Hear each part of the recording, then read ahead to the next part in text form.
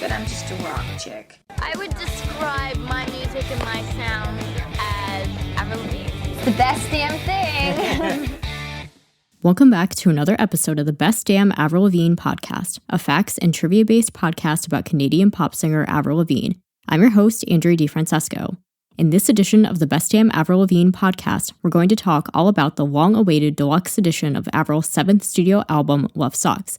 As always, we'll start with some facts and trivia about the new tracks before moving into my personal thoughts and overall reaction. But first, let's catch up on what's happened with Avril over the last few weeks. On November 8th, a new song title was registered on Avril's ASCAP called Eyes Wide Shut, written by Avril, Travis Barker, Trevor Christensen, Nick Miller, Liza Owen, Kevin Thrasher, and Ali Tamposi. It is unknown if it's a track from the Love Sucks sessions or for her new album. The same day, Avril posted some behind the scenes of the filming of the video for I'm a Mess on her Instagram stories, revealing that John Feldman was on set.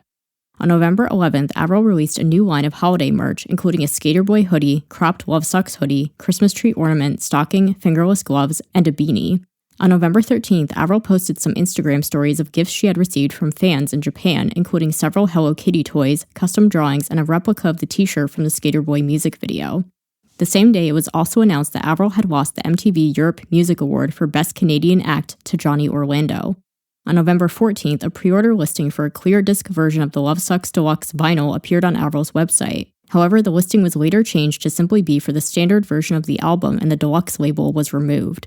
She also revealed in an Instagram comment that she and Yungblud would be performing I'm a Mess on live TV once she returned from Japan. On November 15th, nominations for the 2023 Grammys were announced. Though Avril submitted Love Sucks in the category for Best Rock Album, she did not secure a nomination. The same day, an article was published by Elle in which Avril discussed how they shot the cover art for Let Go. She explained the sweater was a gift from Lauren Christie and that everything she wore was from her suitcase. They originally planned to shoot the cover indoors, but Avril had the idea to shoot outside in the street. The same day, she posted the pre-order and pre-save links for Love Sucks Deluxe and revealed the new cover artwork. The album artwork is the same as the original edition, but with a dark gray background, orange balloons, and orange font. The following day, the tracklist was revealed on her website. The deluxe edition includes all 12 songs from the standard edition, as well as I'm a Mess featuring Yungblud and 2 previously unreleased songs, Mercury in Retrograde and Pity Party. It also includes acoustic versions of Bite Me, Boys Lie featuring Machine Gun Kelly, and Love It When You Hate Me featuring Black Bear. Contrary to what Avril had said prior to its release, there is no acoustic version of Love Sucks. The deluxe edition of the album has a total running time of 49 minutes. The tracklist as written on her website contains 2 errors. Love Sucks is written as S-U-C-K-S instead of S-U-X, and Kiss Me Like the World is Ending is simply written as Kiss Me. On November 18th, 1 week prior to the album release, Avril dropped an Instagram reel featuring previews of the new songs. On November 21st, the Love Sucks outtake, Too Fast to Live, leaked in full and was later removed from YouTube and SoundCloud. A snippet had originally leaked on July 13th. On November 21st, Avril uploaded a making of the song for I'm a Mess, which featured footage of the writing and recording session with Yungblud. On November 23rd, it was announced that Avril and Yungblud would be performing I'm a Mess live on The Late Late Show with James Corden on November 30th. The same day, Killstar announced a giveaway for a Love Sucks-inspired motorcycle jacket. On November 24th, the demo version of Mercury in Retrograde leaked, along with the full version of Teenage Nightmare. On November 25th, Avril released the deluxe edition of Love Sucks. The same day, new merch items were released, including a cropped hoodie, black and white sweatpants, a crossbody bag, and sandals. Additionally, her website launched a 12 Days of Avril holiday sale with different deals each day, including a day to win a signed skateboard deck. On November 30th, Avril uploaded a new TikTok performing I'm a Mess on the piano on the set of the music video. On the same day, she and Yungblud performed the song live with Travis Barker on The Late Late Show with James Corden. And on December 1st, MTV posted an interview with Avril called 22 Questions for 2022. Now here's some facts about the 3 new tracks on Love Sucks Deluxe. I'm a Mess featuring Yungblud, written by Avril Lavigne, Dominic Youngblood Harrison, Travis Barker, and John Feldman, produced by Travis Barker and John Feldman. The song was released as the lead single from the deluxe edition of Love Sucks on November 3rd, 2022. Avril said she initially began writing the song on the piano, which is why she plays the piano in the music video. The song was written and recorded in March 2021, after Avril appeared on The Youngblood Show and sang I'm With You with him. They initially didn't know if the song would be used for Avril or Youngblood. The music video was shot in Los Angeles and London and was directed by P. Tracy. Fans have noted comparisons to Avril's 2002 single I'm With You and her 2004 music video Nobody's Home. She first performed the song live as a solo rendition for the Japan dates of the Love Sucks tour, and later performed it live with Youngblood and Travis Barker on The Late Late Show with James Corden on November 30th. The song is about missing somebody you can't be with. It was inspired by Avril's and Youngblood's careers being touring musicians. Mercury in Retrograde, written by Avril Lavigne, producers are unknown. A brief clip of the song first leaked on July 13th and was simply titled Retrograde. The demo version leaked one day prior to the release of the official version, which included a longer outro. The song has an astrology theme and discusses how Avril's mood changes when the universe becomes misaligned. Pity Party, written by Avril Lavigne, Modson, and John Feldman. Producers are unknown. It is the closing track of Love Sucks Deluxe and was one of the titles written on the chalkboard in John Feldman's studio in late 2020. Fans noted a resemblance to the Love Sucks outtake Hallelujah, which could explain why Hallelujah was scrapped. It also carries the same melody in the pre-chorus from Bite Me and features similar lyrics to Love Sucks. The song is about how Avril will react if her ex tries to make her feel sorry for him. So getting into my thoughts about the Deluxe album and each song, starting with I'm a Mess, I actually shared my thoughts about I'm a Mess in a previous episode. If you want to go and have a listen to that, I get much more in depth about it there. But basically, just to recap, I'm a Mess, I think, is my favorite of the three brand new songs. I think it just is such a classic Avril ballad. And I think that her and Youngblood's voices go really well together. And I definitely think it's just one of her best songs in a while. And then the other two songs, Mercury in Retrograde and Pity Party, these two took a little bit to grow on me. They weren't really absolute favorites of mine at the first listen. And I know that that was kind of the case with a lot of people where it kind of took a few listens for them to grow on them. I think it's just because we know the other songs that ended up leaking. So we kind of have all these songs and we're kind of comparing them, even though obviously we weren't really supposed to have heard the other songs. And so I think most people's natural inclination was to compare them. And I just think, in my personal opinion, a lot of the ones that we heard that were leaked were stronger than the two tracks that ended up making it. But at the same time, we don't really know what the reason is, what the logic was behind the decision to put these songs on the Deluxe. A lot of people think it could be because those songs leaked, that Avril didn't want to include those, or maybe she couldn't for legal reasons or something, who knows. And so I do appreciate that at least she did put completely unheard songs on the Deluxe instead of the ones that we had already heard, and maybe that is the reason why she did. But I think that both of these songs are not really the strongest material that we've heard. I think that they're kind of just okay, and to me, my main issue with them is that they're just too short, and I think that that was a common sentiment by a lot of the fans, that the songs just felt like they were too short. They didn't have enough time to really bake.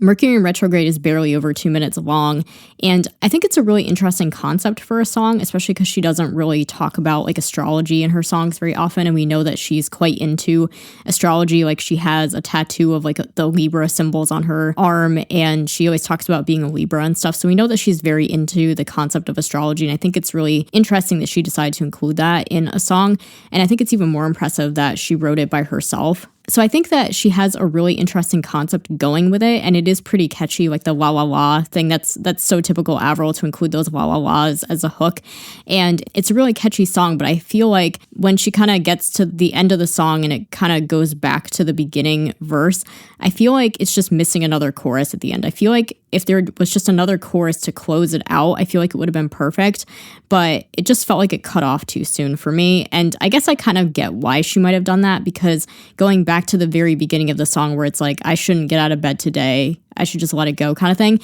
it's almost as if the whole thing never happened. So it could have just been an artistic choice, a writing choice that is the reason why she did that, to kind of tell the story, to have it kind of go back full circle, go back to its beginning kind of thing, as if the whole thing never happened or something. But I feel like musically it just is too short, and it really needed another chorus in my opinion. And then the other track is Pity Party. This one, I really didn't honestly care for it that much at first. This was the one I was the most excited for when I heard the previews of it that she posted. This was the one I was really intrigued by. And then it was the one that I kind of ended up being the most disappointed by, if that makes sense. I think the more that I've listened to it, the more it's grown on me. But I think this one was kind of a hard one for a lot of people to get used to at first, that kind of the more they listened to it, the more that it grew on them. But this one definitely is very Riot Girl, very pop punk, and a lot of people kind of compare it to Break of a Heartache, maybe because they're both kind of the closing tracks of each edition of the album. And so a lot of people feel like maybe this is more the true closer of the album, especially because she says, I do think it's kind of clever, the lyrics where she says things like, I hate all these songs that I write about you. And people said that maybe that's referring to the entire album. Since this is the closing track, it's referring to all the songs on the album that she wrote. And You Won't Be the Last One, I'm going to try it with someone new, like referring to the fact that she's now in a new relationship. So I do think the lyrics are kind of clever in that way. And I had pointed out on Avril Band-Aids when we were talking about this, I pointed out that I think it now gives clarity to the reason why she's holding balloons on the album cover, because we never got an explanation on that, why she was holding balloons. She never said what that was supposed to symbolize. And so maybe it's because there's this song called Pity Party. And she's like, if you try to invite me, I won't be attending, that kind of thing. So I kind of wonder if maybe that's meant to be the connection there. So I do think it gives context to that, which is interesting. And yeah, this song too is under 2 minutes long. Believe it or not, it's not actually the shortest song on the album. Break of a Heartache, I believe, is still the shortest song. But I feel like, again, this song just doesn't feel complete to me. Like there's no bridge. I feel like it just would have elevated the song a little bit more if there was some kind of bridge to it. That's kind of my issue with it. And I do think, yeah, like it kind of took some concepts from other songs, like the bye thing that she does at the end. That was taken from Hallelujah, which, as I said, maybe that was the reason that they scrapped Hallelujah, because it was kind of similar in that way. I did notice too, like one of the things that really bothered me at first was how the pre-chorus of this song is very similar to the pre-chorus melody of Bite Me. And she even says like, you lost your innocence, don't act so innocent. Like the lyrics are very similar. The melody is basically the same. So at first I was like, that's not very imaginative that she kind of like ripped off her own melody. But then I was thinking about it and I'm like, maybe she actually did that on purpose to kind of tie the songs together in a way. So I feel like maybe there is just more to this song than like meets the eye kind of. You know, because a lot of people were kind of like, why was this even included? And I do think it kind of helps complete the story now, if that makes sense, where this is almost like the true closer of the album. And then because it kind of does tie back into Bite Me, and then she's saying like, I hate all these songs that I write about you, and it's the last song on the album. I feel like it does kind of bring it all full circle and kind of does, you know, tie a nice little bow on it. And like I said, brings clarity to the reason why she's holding balloons on the album cover. So I feel like maybe Pity Party, I mean, I don't know if it was one of the earliest songs maybe that she wrote and she kind of wanted to save it for this reason. But I feel like there was a very deliberate reason that Pity Party was included. And I feel like it kind of helps complete the album, if that makes sense. Even if it's maybe not necessarily my favorite track, I think that there was a very deliberate reason that it was included. And then the other completely new song that we got, or completely new version, I guess I should say, is Love It When You Hate Me acoustic. So one thing I will say about the acoustics on this album is that I definitely think that they are some of her best acoustics in a while, because anytime in the past when she's included acoustics on some of her albums, like Goodbye Lullaby and the self-titled mainly, they basically just replaced the instrumental track with an acoustic track, but the vocal takes were exactly the same. And it just never sounded like very authentic. I think a lot of fans never were fans of those kinds of acoustic tracks. And so I appreciate that on this album, if she was going to include acoustics, that she went to the effort of actually re-recording them and making them kind of almost completely different. Like Bite Me, as we know, is almost like a completely new song, the way that it's just a completely different take on it. Boys Lie isn't too different, but it's, you know, it's okay. And Love It When You Hate Me acoustic, this was the one that I was actually least looking forward to, because I think the song itself is just like, it's okay. It's not like one of my favorites really. And so I was like, oh, an acoustic version, like how different is that really going to sound? But I was pleasantly surprised at how much I liked it. And I actually think I like it more than the original version. And I think that was a really common opinion as well, is that a lot of people actually, I think, like this version more than the original. And I think it's just Avril's vocal performance on it is really good. A lot of people kind of said she almost sounded like Alanis Morissette or something on it. And I just think it's a really good display of her vocals. And I like the acoustic arrangement a lot.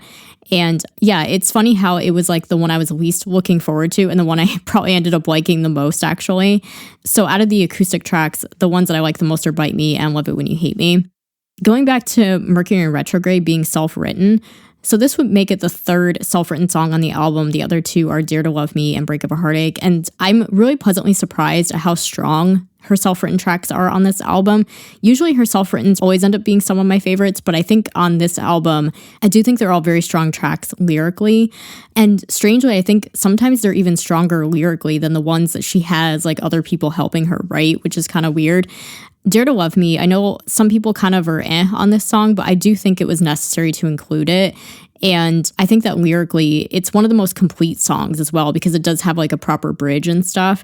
And I really like the vulnerability and the rawness of the lyrics, and the fact that it does give us a more emotional, kind of like deeper, you know, a moment with more substance than some of the other tracks on the album. And then Break of a Heartache, I think, is just a great closer. It's just one of those songs that really pumps you up and is so fun. And then with Mercury in retrograde, like I said, the astrology theme is really interesting and something that she never really touched on before. And I think that some of the lyrics are kind of clever. So yeah, I was really glad to see her include some self-written songs this time. My overall thoughts on the Deluxe album, I know that some people were disappointed because it didn't have as many new songs as it probably could have. And I do get that, and I do agree with that to some extent. Like, I probably would have honestly replaced Mercury in retrograde and Pity Party with Joker and Hallelujah, because those were two of my favorites from the other songs that we heard. But at the same time, I can kind of understand why none of those leaked songs were included, because like I said, it might be because they leaked that she either didn't want to or couldn't include them, or she thought because we had already heard them, what's the point of including them, I guess. So like I said, I am glad that we got to hear some new songs, at least, even if they're not necessarily my absolute favorites. And then the other thing too about Joker especially is that I remember talking about this a while ago, but I think somebody took that song and pitched it and then they like re-uploaded it as their own. So I don't know if the song might have gotten stolen or something. So there's also things like that happened where it might have actually prevented her from being able to release it officially anyway, if something happened where somebody stole it and used it for their own or whatever. So yeah, we definitely could have had more songs, but I think 3 new songs and 3 acoustics is, decent for a deluxe, especially because it's pretty on par with, like, for example, what Matson did with his deluxe. And it's definitely a lot more than, it's actually more than any deluxe that she's ever put out, because her previous ones might have had a couple of acoustic tracks or maybe like 1 to 2 new like B-sides, bonus tracks, that kind of thing. And then like I said before with like Goodbye Lullaby and the Target edition of the self-titled, there was just acoustic, like studio acoustic tracks. There wasn't really much new material on it. Head Above Water didn't have a deluxe at all. So this is definitely a significant improvement upon her previous deluxes. And I'm glad that we still got one. I don't think it was necessarily worth waiting 9 months for. Like, I'm not sure why it took so long for it to come out. I think it would have been better maybe if it came out like a month or 2 after the original album. But I think it's a nice thing to kind of tide us over with while she's working on a new album. Plus, it was also kind of cool to get it after Thanksgiving. Like in the States for us, we had just celebrated Thanksgiving when this deluxe came out. So that was kind of like a nice little thing to get while we're celebrating a holiday as well. I also kind of think the cover is interesting too, because sometimes we never know how they're going to do the deluxe cover. And usually it is just something like they just change the color of the background, which is pretty much what they did here. They kind of just reversed the colors so that it instead had a dark background, and then the balloons and the font were orange instead of having the orange background and the black font. So I think that was kind of interesting that they just basically did like an inverted thing. My only little nitpicky thing about it is that the balloons look a little weird because they changed the strings to be black instead of silver. And I think when they did that, it like just looked kind of wonky. Like a lot of people said it looked like as if they had been drawn in Microsoft Paint or something, which I kind of honestly agree with. But, I think that's just kind of a little nitpicky detail. But I do think it's kind of interesting that they decided to change the colors of the balloons, though, just to kind of make it like stand out more, Ooh, going back to having more songs, I think the other reason that is possible, like I really feel like the deluxe was probably meant to have honestly more songs than what we ended up getting. It's possible that, songs like Joker and Eternally, Hallelujah, California were probably supposed to be on it. And then because they leaked, maybe it changed her plans. And because she only had like so many songs left over to include. So I feel like that could have also been a possibility as well. But obviously we'll never know. But like I had said before, it is interesting that Modson had talked about California as if he thought it was going to be released very soon. And then obviously that ended up not happening. So it really just seems to me like we were supposed to get a different kind of deluxe than what we ended up getting. I wouldn't be surprised if that were honestly the case. But like I said, we'll obviously never know. So I also want to give my thoughts on these other 2 songs that we got, Too Fast to Live and Teenage Nightmare. So I know that Too Fast to Live, I know a lot of people had wished that it was on the deluxe, but I don't think it's surprising that it wasn't, because it doesn't really fit the Love Sucks theme, because it's more of like a love song. A lot of people said that it reminded them lyrically and thematically of songs like Here's Never Growing Up and 17. And to me, it also reminded me of Kiss Me Like the World Is Ending and a little bit of California, kind of like a similar theme, a similar idea, I guess.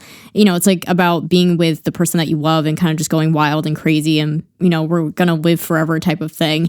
So I think I can see why this one didn't make the cut, because, like I said, it's a little bit similar to Kiss Me Like the World Is Ending. I feel like that song, Too Fast to Live, and California are all more or less kind of the same song. Like they basically wrote 3 songs that are very similar, and they just picked, the one that they thought was the best to be on the album. So I feel like it would have been a little redundant to have this one on the album. I don't think it would have made sense for the deluxe either because she was kind of continuing with the Love Sucks theme.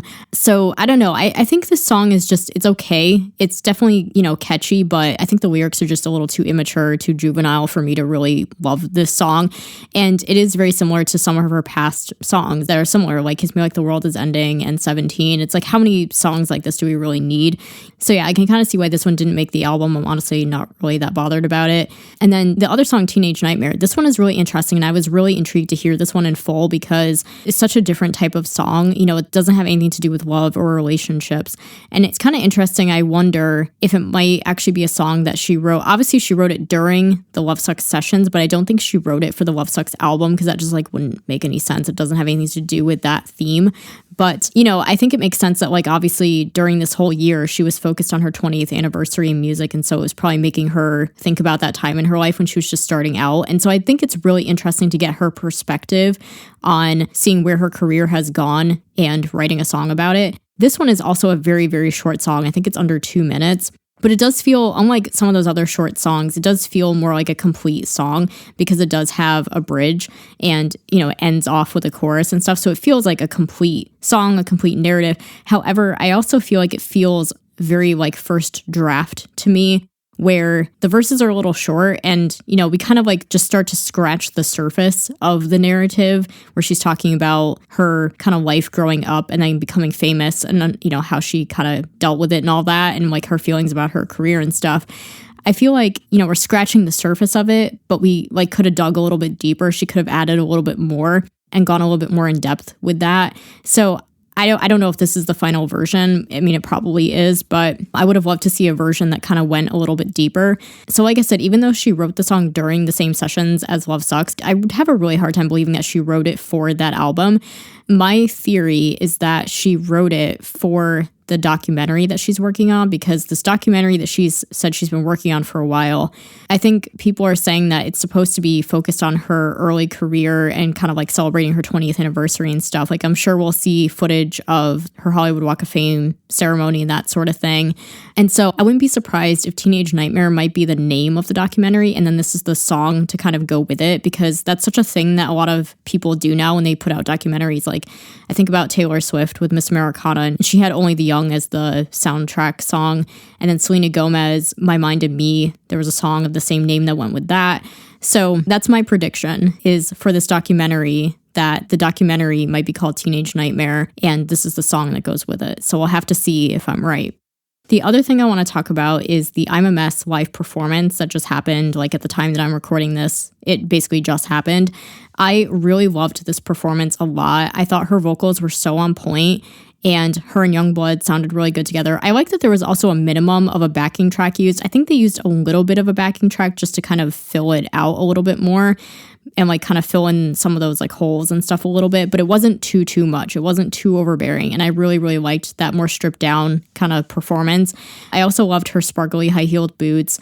I think the only thing that would have made the performance better is if she had actually gone for the high notes in the bridge, but at least she did pull them out more towards the end, which I really liked a lot. And I was super impressed that she was able to hit those notes. I thought she sounded so good. She sounded so phenomenal, and she looked great. She sounded great. And they gave a fun little interview and stuff as well. So I just absolutely loved that performance. I think it might honestly be my favorite live performance of the whole era, honestly. And I also think it was cool that they kind of pointed out her new haircut and stuff. So I think it was good for the general public to see that, because they kind of saw her with a new look, a new song, collaborating with a hot artist right now, and then having Travis Barker there as well, and doing that fun little interview and stuff. I feel like it was just a good thing for the general public to see her in that way and kind of see her with a more fresh look, fresh music and that sort of thing. And I just hope it results in more streams for her, because I think I'm a Mess is just one of her strongest songs to date, and I would love to see it just go further and further. So as far as what's next for Avril, as far as we know, she's done with touring until April, when she goes to Europe to continue with the Love Sucks tour. And I kind of doubt if she's going to be playing any Christmas shows at this time either, because those are usually announced pretty far in advance. And she hasn't been announced for any of them, unless she's going to be some kind of surprise guest or something, which I kind of doubt. So I don't think she's going to be playing any of those Jingle Ball shows or anything. So it'll be really interesting to see what she does between now and when she goes back on tour. I feel like she's going to go really full steam ahead with working on the next album, as as she has been. And then also probably just spending time with her family for the holidays, possibly planning her wedding or maybe even having the wedding. Who knows? Maybe she'll even be working more on the Skater Boy film or the documentary. I really hope that we will see the documentary sometime next year because I feel like, with documentaries, they film for, over the course of a few years. And so they probably started filming it around the time that she was making Love Sucks. And then obviously would have been filming throughout this whole year to capture like the tour and the 20th anniversary of Let Go and the star ceremony and all of that stuff. So I don't know if they're going to continue filming into next year or if they're planning to maybe release the documentary next year. So we'll just kind of have to see where that goes. But I'm really curious about that. And the Skater Boy film, I kind of wouldn't be surprised if we don't see anything out of that for maybe another year or two because, it takes a really long time to make movies and stuff. But yeah, I mean, it'll just be really interesting to see, what Avril does for the next few months. So in the meantime, what my plans are for the podcast is I'm definitely going to keep making more episodes into the new year and obviously taking a little break for the holidays and stuff like that in between. But I was thinking about for the last episode of the year to possibly do like a highlights episode, kind of like going through this whole year, kind of like an Avril retrospect, I guess, because the year of 2022 was such a time to be an Avril fan. Like obviously we got a new album and the 20th anniversary of Let Go and her engagement to Modzone, like all these exciting things that happened, the star ceremony, like all these exciting things that happened. And so I think it would be really fun to just kind of do like a summary of the year and go through the highlights and stuff. So that is possibly what will be the next episode and the last one of the year. So I'm definitely going to try really hard to see if I can do that because I think that would be really fun. So with that, we conclude this edition of the Best Damn Avril Lavigne podcast. Be sure to subscribe on your preferred podcast platform so you can get new episodes directly in your feed. And don't forget to leave a rating or review as well. We're currently streaming on Apple Podcasts, Spotify, Google, Amazon Music, and Audible. Join me again next time on the Best Damn Avril Lavigne podcast. The Best Damn Avril Lavigne podcast is hosted, produced, and edited by Andrea DiFrancesco. Theme music is HD and Lights by J. Powell Flicks. Follow the latest podcast news on Instagram at bestdamnavrilpod or email bestdamnavrilpod@yahoo.com.